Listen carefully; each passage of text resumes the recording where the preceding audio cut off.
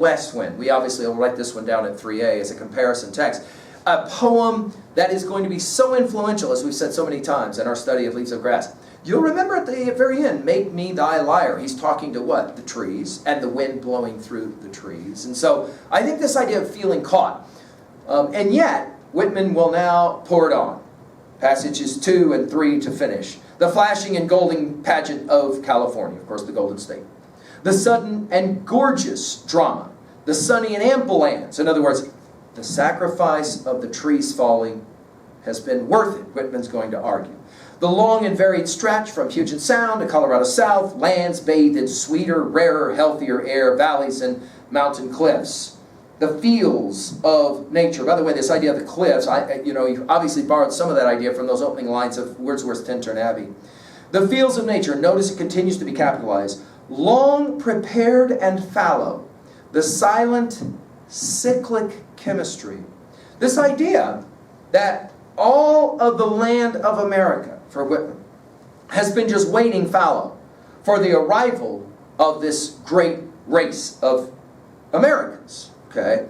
I think the word cyclic is a key word, no question about it. He wants to make the argument that trees must fall as empires rise. And of course, chemistry, we commented on his love of the new science. The slow and steady ages plodding, we've seen this already in Leaves of Grass, haven't we? That when you look backwards, he wants to argue everything is preparing for this moment in time called America. The unoccupied surface ripening, of course, we will go, what do you mean unoccupied? There are so many different tribes of people, indigenous folk, that are living in not only this area, but all of the American West. And it's obviously one of the deeply unsettling parts of reading Leaves of Grass, that it's almost as if Whitman doesn't recognize or appreciate all of the peoples that will obviously be displaced, along with obviously a few trees. The rich ores, obviously a whole lot of that under the ground, forming beneath. At last, the new, and again capitalized. And as we've said, the new is the new. The NEW is the KNEW. It's like this has all been happening for a reason. At last, the new arriving, assuming, taking possession. Again, we're back to caught at the conclusion of part 1. A swarming and busy race. Well, that word swarming. There is a reading, and I'll say it out loud. I mean, we mentioned Plato for a reason. There is a reading of this poem that is ironic.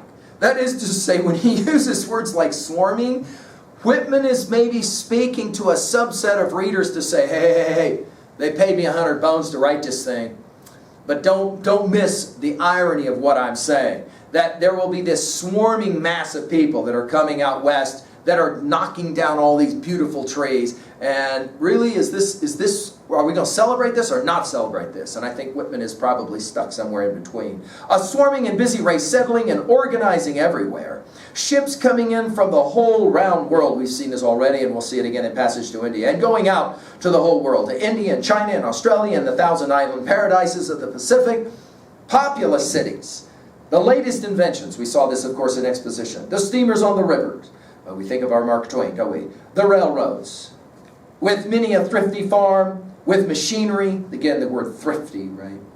The wool and wheat and the grape and diggings of yellow gold. And 24 of January, you'll remember 1848 at Sutter's Mill in Coloma, California, you will have the beginnings of the great gold rush, which will bring 300,000, I mean, that's a conservative number, of people into these areas, and obviously swarming does come to mind, no question about that. Now, to finish with part 3, notice it's the word but.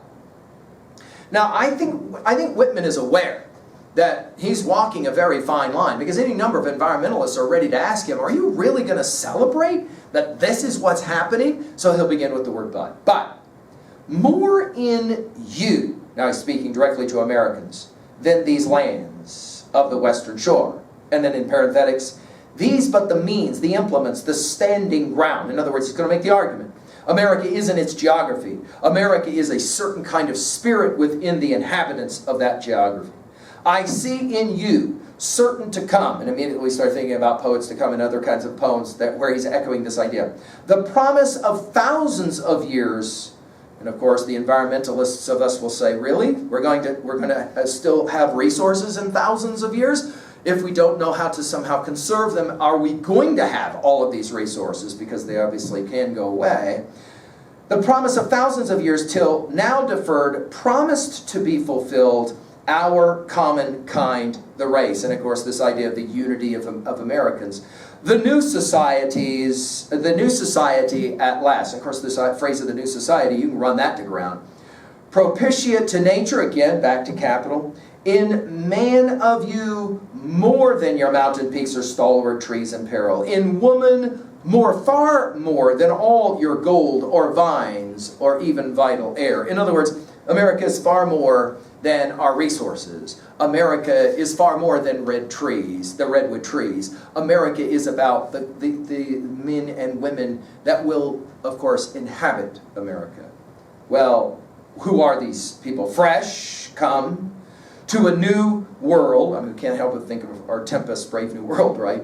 Indeed, yet long prepared. Now this is again Whitman's argument. Everything about history is building to this moment called America. This is, to me, why we have to read Whitman, because I think he's a great prophet. He looks backwards and then he's obviously looking forwards, and so to that degree we have to read him, even though it's sometimes disturbing to do so. I see the genius of the modern. The first time, of course, genius gets used is in As I Pondered in Silence, right at the beginning of Leaves of Grass, and this is only the second use of this word, genius, of the modern. It's funny that, of course, he uses the word modern. You'll remember that very almost close to its time, Mary Shelley will call her novel Frankenstein the modern Prometheus. Child of the real and ideal. And of course, with child, takes us back to Song of Myself, passage 6, when a child comes asking, what is the grass? You could see that poem and this poem are co-reading. In that, the child might ask, what is that thing? Oh, that's a huge redwood tree. Oh, really? What is it? Well, it's been around for a really, really long time, and yeah, you're watching it being taken away, killed, right? Killed. And the child might ask, well, why? And here, I think it's fascinating. He uses the word child here. Child of the real and ideal, and then. Whitman's not going to back away from what he's saying. Clearing the ground for broad, again, notice earlier it was swarming, now it's broad. Humanity, the true America, heir of the past so grand, to build a grander future. And obviously this building takes us to exposition. Well, again, I think there is a ironic or satirical reading of this poem. We haven't emphasized it as much as just simply pointing out that Whitman is in a conundrum. He wants to celebrate the majesty of the American building empire that's obviously happening in his own time. But he's also obviously a little concerned about how many trees are going to have to fall for it to happen. At 2a, well, he said it, the true America, right? It's been evolving over centuries. It is the culmination of history, if we're reading Whitman, I think, correctly. At 2b, I like this dialogue chant game that he's playing. We're going to see it again in Out of the Cradle, Endlessly Rocking, so it'll be fun to come back to it. At 3a, well, there's so many places we can go. We mentioned John Moore. There's just so many places we can go as environmentalists as we read this. But I just want to mention Thoreau's Walden, and you'll remember that we've given full lectures on every chapter of Walden at learnstrong.net. You'll remember that we said how much Thoreau loved trees, right, and his red maple especially.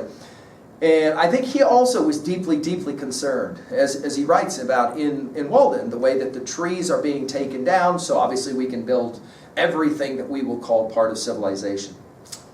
Which leads us obviously to 3b. So how do you do this? Again, guys, we're not running from a poem like this. We're gonna grapple with it, and it is deeply unsettling. How at the same time can we celebrate this civilization we call America, and at the same time recognize that there's a whole lot of environmentalist issues and abuses that have happened? I mean, how do you in your own mind balance those two things? And then, of course, what is your view of the taking down of the ancient trees? And many of the indigenous peoples always would take the trees that were already fallen. We, of course, began to take more trees out of that precious forest, and we continue to do so. And obviously, it's a deeply disturbing reality for us in terms of building civilization. How can you be environmentally conscious and still build a civilization? What is the tension between the two? I think we've got to continue to ask these questions, and it's another reason why I love Leaves of Grass, because it takes us to so many different places. And speaking of that, we'll come back to one of the last songs, Song for Occupations, in our next discussion. Thank you.